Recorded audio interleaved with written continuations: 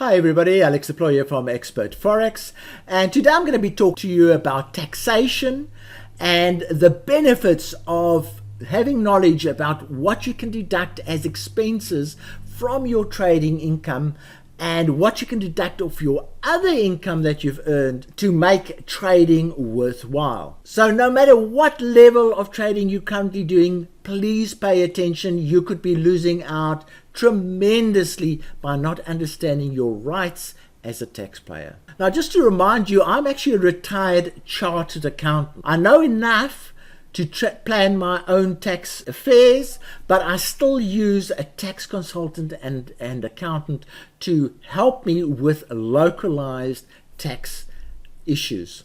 And I suggest that you do that too. And there's an advantage to that, as you will see later on. But essentially, let's go into it. And this might be a pretty boring one for a lot of people, but at the end, you are going to get so excited about all the deductions that you might be missing out on in your trading activities. Now, before we start, it is important to understand that you must be recognized by the tax authorities as a trader, and often that takes very little other than to say, I am a trader and I trade as a business, and that is often enough. Sometimes you need a business registration to make sure that the tax authorities regard you as a trader, that you need your tax consultant to advise you on. But in many countries, it's a simple thing. You just say, I'm an online trader, and here are the results for my year's trading. So sometimes it's informal, sometimes it's formal, and I can't give advice for all the countries in the world. Some countries are extremely strict, others are not. But again, let me show you what I do and you'll get a feel. Essentially, when you do your tax return, you have to pay tax on your income, your trading up, less the expenses that you incur to earn that income, and that is what you get taxed on. So let's have a look firstly at trading income. What does that consist of? Okay, so essentially what you need to do is you need to keep a record of your trading for the year. Essentially, you must be able to prove what your profits were or what your losses are. Now, there is an advantage. If you are making losses, that in many countries, those are fully tax deductible, and those losses can either be carried forward into future years or they can be deducted off your current income. So losses have a lot of value, and a lot of people don't realize this. They blow their accounts left, right, and center, and they just, oh, what a terrible experience. But they don't realize they could have actually deducted those losses from their other income if they were regarded as a online trader or a trader or a financial trader. So essentially, you need to set up an accounting system that shows your profits and losses for the year. And another way of doing that is a very simple way, is you say, what were all my trading accounts, what was the value that were in all my broker trading accounts in the beginning of the year? How much more money did I put in? How much did I draw out? And what was left in my brokerage accounts at the end of the year? That will normally give you your profit and loss for the year. You'll be able to tell that from that formula. Otherwise, what a lot of people do is they keep track of every single transaction. So they've got all the broker accounts details, and a lot of countries need that kind of level of detail, and your accountant can then tell how much profit or loss you've made during the year. There's various ways of doing it, but essentially, it's quite easy to determine, have you made a profit or a loss during the year, and you can use various formulas depending on the strictness of the country that you're paying tax to. So that's basically is an easy one. I think everybody can understand that you just add up all your trading accounts, the results of all your trading accounts, and that is basically what you have to pay tax on or get the benefit of into future years or into the current year. So let's say you have now determined your taxable income, which is basically your successful deals, your unsuccessful deals, your commission charges, your overnight charges, your transfer costs, and exchange costs. For instance, sometimes your broker's in London, you in Australia, you have transfer costs, taking the money from Australia to, there's all costs involved. Sometimes the broker charges you $20 to transfer money back to you. Those are all costs that come off your trading income.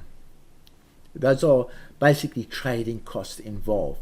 But in the end, it's very easy to say, oh, I made so much profit or so much loss. Now, the big thing that people really do lose out on, and I'm going to fold this away, is on the expense side.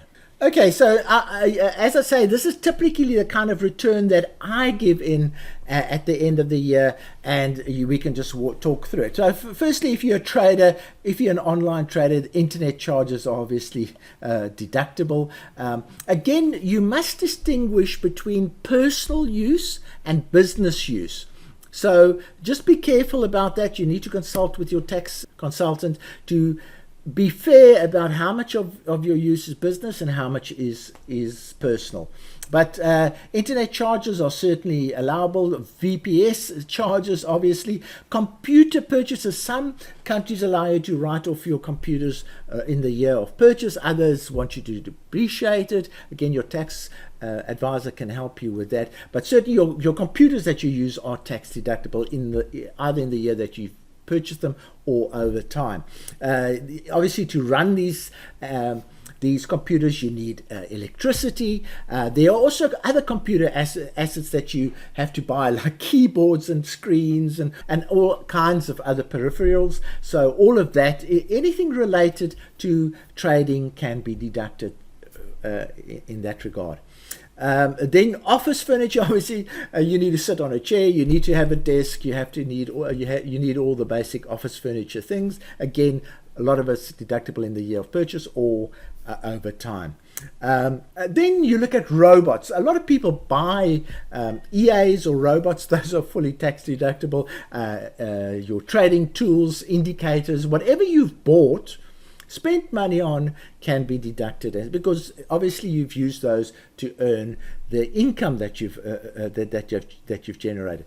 Also, if you have attended any courses, now if you've attended live courses, it gets a bit more complicated, because sometimes you can deduct the accommodation and the travel to those particular courses. Again, it varies from country to country, but you could also deduct all your online courses. If you've done Udemy courses, if you've purchased online courses, then certainly those are tax deductible. And then your home office expenses are also deductible. Things like electricity, but there could be other things like heating, air conditioning. There's a whole lot of other things. Anything that revolves around your office that you're using. It needn't be a home office. You could actually have a formal office of trading, but certainly that is deductible. If you're renting, a portion of your rent can be deducted, and so on. Then mobile phone costs. Sometimes your mobile phone can be deductible for two reasons. Firstly, if you are monitoring your trading using your mobile phone, obviously it's tax deductible, but not in total. But again, there's the personal use and the business use balance that you've got to keep. Also, sometimes your mobile phone is a internet backup. A lot of people use it as an internet backup, so that's why you can deduct that one.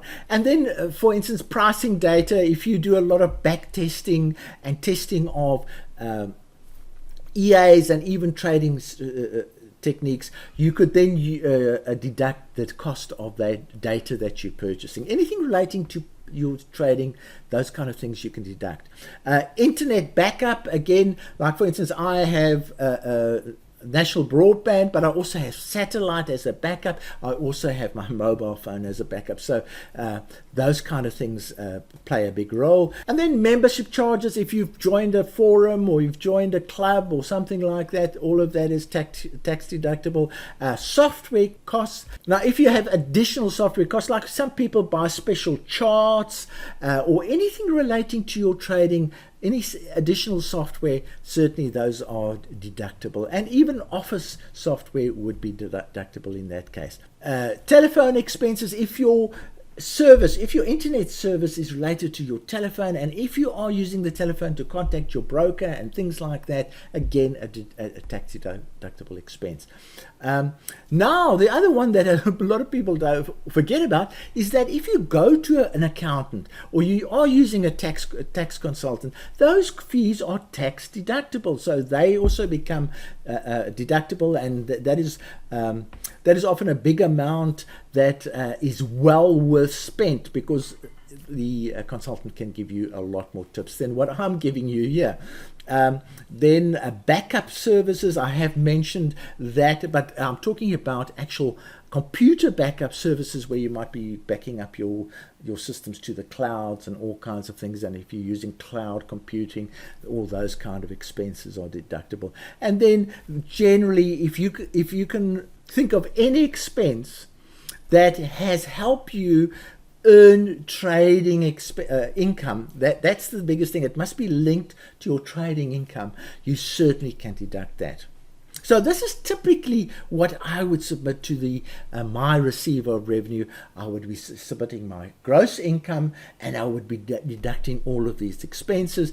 And when you come to the bottom here, and it is a loss, it's not the end of the world, because your taxman will realize that not all businesses are profitable straight away or all the time. So that loss will either be deductible off your other income, or it will be you'll be able to push it into the future and deduct it in the future. And again, your tax consultant can help you with that.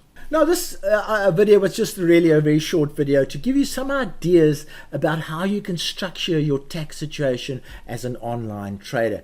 It is important that you also realize that there's a difference between being an investor and being a trader. A trader is somebody who trades regularly, has lots of transactions, that type of thing. An investor is more somebody who would buy Bitcoin in the 2 years ago and just hang on to it, or buy a share and hang on to it. That's more of an investment type of arrangement. And again, they get treated slightly differently to traders.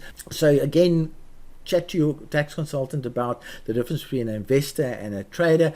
Trader is much better because you can get all of these deductions coming off. Now, I regularly see people blowing accounts, spending lots of money on aids to help them trade better, and I'm almost convinced that they are unaware that all of those expenses can go to reducing their tax overall that they have to pay at the end of the year. Even if you are employed in a salary and you have this as a second business, the receiver in certain cases will regard this as a second form of income, which is deductible off your first form of income. So you need to investigate that. It is different from country to country.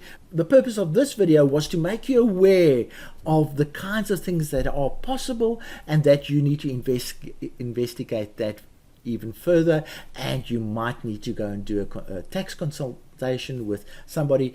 But remember, that is also tax deductible. So from me, Alex Employer, I've given you a different perspective on how you can actually benefit from being an online trader, and hopefully also benefit for some of the deductions that I've made you aware of, and the approach that you can follow in respect of paying tax. So from me, Alex Employer, cheerio.